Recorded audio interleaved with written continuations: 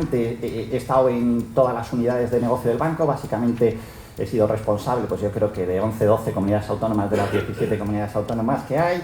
Y bueno, tengo una visión, digamos, muy amplia de lo que es el banco en España, de lo que son los clientes en España y de lo que es el mundo empresarial.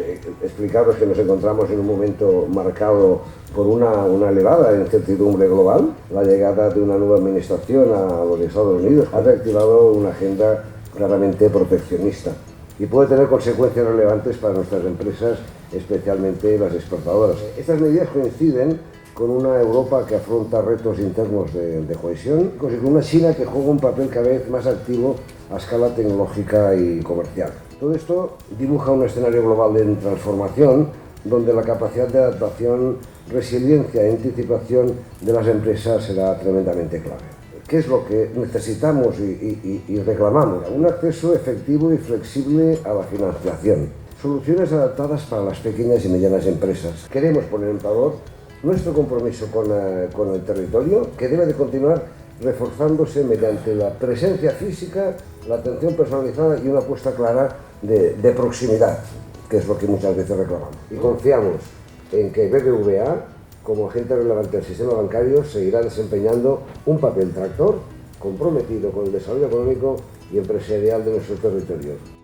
Pero el panorama es positivo y yo creo que las fortalezas de la economía catalana, que históricamente las ha tenido, pues siguen existiendo y evidentemente tienen un valor hacia adelante.